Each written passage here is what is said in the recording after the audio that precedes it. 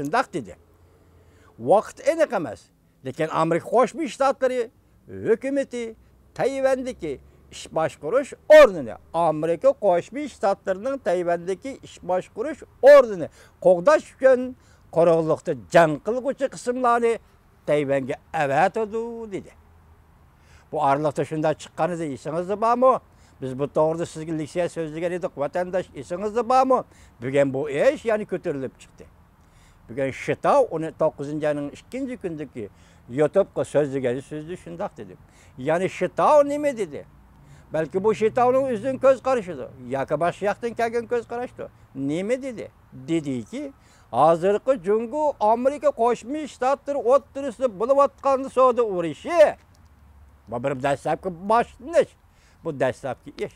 Hozir Jungoliklar savdo urushi yoki Jungo rahbarlari savdo urushi Jungoning siyosiy hokimiyatiga ta'sir ko'rsatdi deb e'tirof qildi dedi.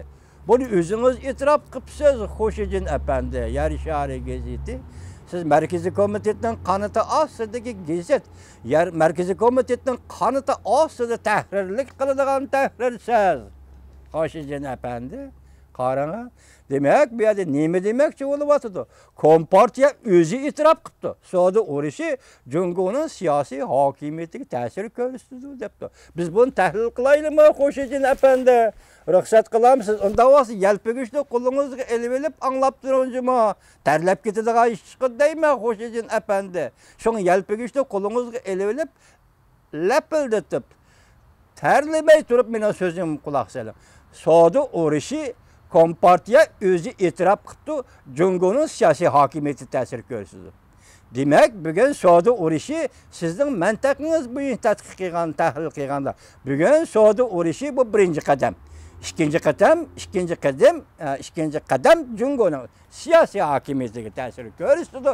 Demak, birinchi qadamda savdo masalasini hal qilish, ikkinchi qadamda Jungoning siyosiy masalasini hal qilish. Qo'shilamsiz, Xo'shidin apandi, mening bu so'zimga yoki qo'shilmamsiz ha? O'zingizdan degan gap ekan, Shitao dedi. Hozir Jungo kompartiyasi e'tirof qildi dedi. Savdo urushi Jungoning siyosiy hokimiyatiga ta'sir ko'rsatdi. Demak, bu Jungoning siyosiy hokimiyati nima? Bizning tilimizda Jungoning siyosiy hokimiyati mustamlika imperiya. Ya'ni kommunizm nomidagi kommunizm quroligining yo'q. U yerga yetib kelayotganining yo'q, mumkin emas. Kommunizm niqobi nomi ostidagi mustamlika imperiya.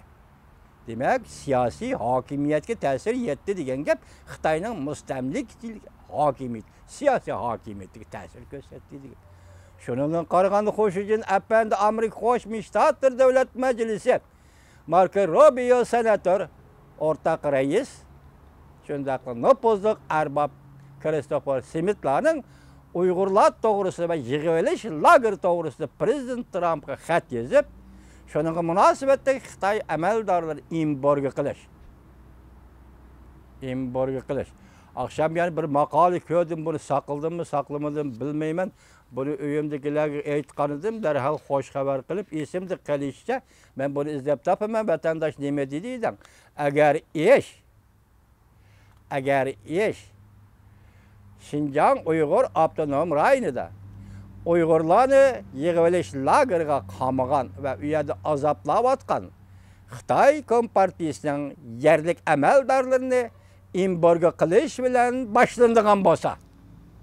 Tushundingizmi? U chaqda dedi, bu qatim ko'rgan bu shu xabar maqolada, bu to'g'ri filmmi, bu maqolami men tekshirman kirib, nima dedi? Ondaqda savdo urushi degan gap mayada qilib qoldi dedi.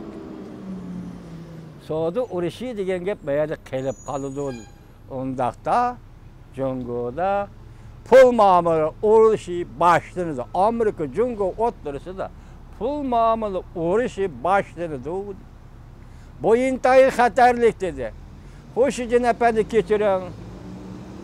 Bir mashina kelib qoldi, to'xtashga majbur bo'ldim.